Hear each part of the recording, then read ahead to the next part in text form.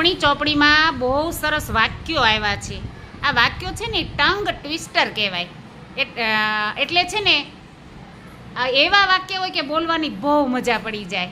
જો હું પહેલાં બોલું, સાંભળજો, પછી તમે હું જેવી રીતે ધીમે ધીમે બોલું એમ ધીમે ધીમે બોલજો, બરાબર?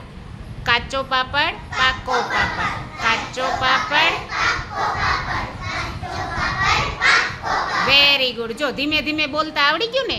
હવે જોજો હો. કાચો પાપડ પાકો પાપડ, કાચો પાપડ પાકો પાપડ, કાચો પાપડ પાકો પાપડ. ચાલો ઝડપથી સાંભળો.